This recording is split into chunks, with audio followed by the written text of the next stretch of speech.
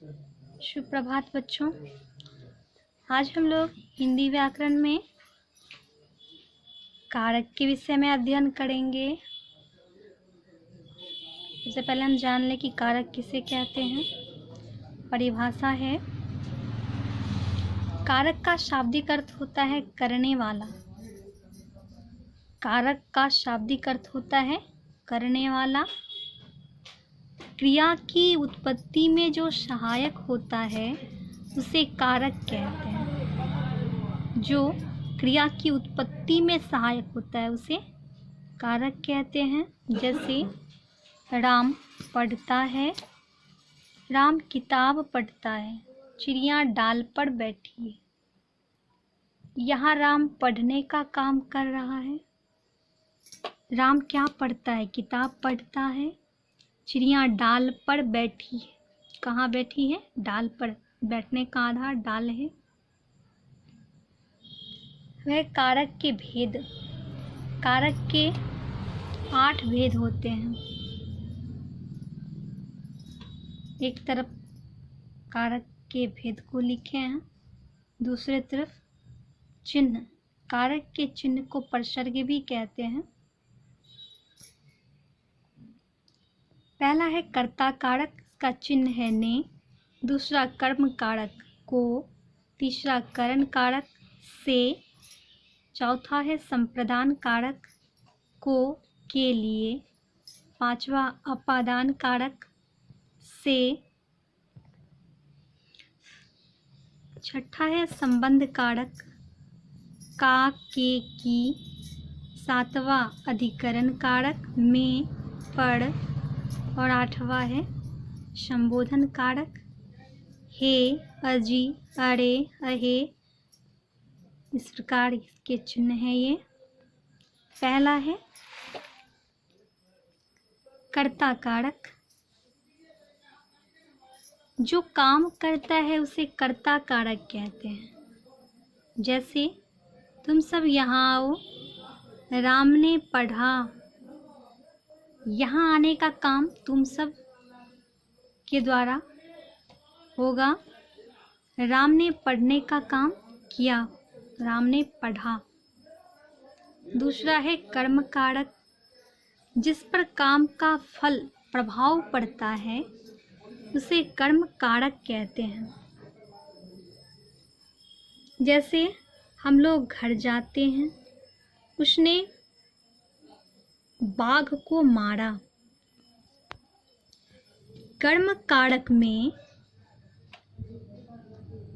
क्या, कहाँ, ये 2 चिन्ह छिपा हुआ होता है। हम लोग घर जाते हैं, अगर प्रश्न किया जाए कहाँ जाते हैं? घर जाते हैं। उसने क्या मारा? बाघ को मारा। ये 2 चिन्ह कर्म कारक में क्या और कहाँ छिपा होता है। तीसरा है करण कारक। जो क्रिया का माध्यम होता है उसे करण कारक कहते हैं। जो क्रिया का माध्यम हो करण कारक कहलाता है। जैसे वह कलम से लिखता है, हम सब आँखों से देखते हैं। वह कलम से लिखता है। लिखने का माध्यम कलम है।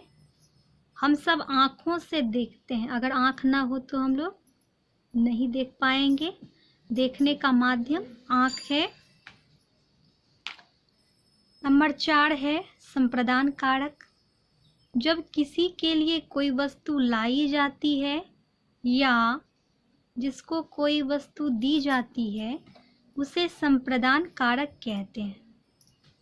या तो किसी के लिए लाई जाए वस्तु या किसी को दी जाए तो वो संप्रदान कारक कहलाता है। जैसे राजा भिक्षुक को धन देता है। यहाँ राजा के द्वारा भिक्षुक को धन दिया जा रहा है। वह माता के लिए फल लाती है। यहाँ माता के लिए फल ला रही है।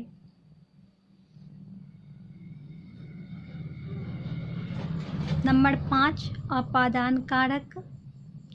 जहाँ से कोई वस्तु अलग होती है उसे अपादान कारक कहते हैं। अपादान कारक में अलगाव का बोध होता है। जैसे घड़ा से पानी बहता है, यहाँ पानी घड़ा से अलग हो रहा है। वह विद्यालय से घर जाता है, वह जो है विद्यालय से अलग हो रहा है। नंबर 6, संबंध कारक। जो संज्ञा और सर्वनाम का संबंध दूसरे संज्ञा शब्दों से प्रकट करता है, उसे संबंध कारक कहते हैं। संज्ञा और सर्वनाम का संबंध दूसरे संज्ञा शब्दों से प्रकट करे, उसे संबंध कारक कहते हैं।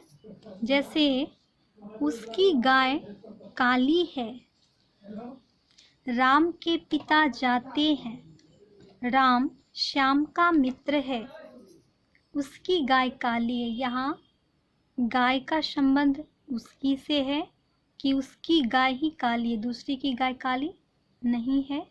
राम के पिता, राम श्याम का मित्र है, एक दूसरे से संबंध जुड़ा हुआ है। नंबर 7, अधिकरण कारक। जो क्रिया का आधार होता है उसे अधिकरण कारक कहते हैं।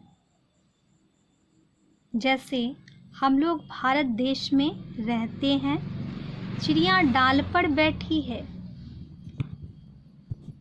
हम लोग कहाँ रहते हैं? भारत देश में। रहने का आधार भारत देश है। चिड़िया डाल पर बैठी है, बैठने का आधार डाल है यहाँ। नंबर 8, संबोधन कारक।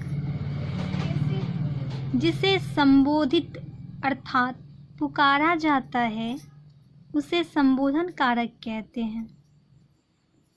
संबोधन कारक संबोधित, दूसरे को संबोधित करने के लिए क्या आता है? जैसे हम लोग कहते हैं, हे राम दया करो, अरे आप कैसे हैं? अजी मैं ठीक हूँ,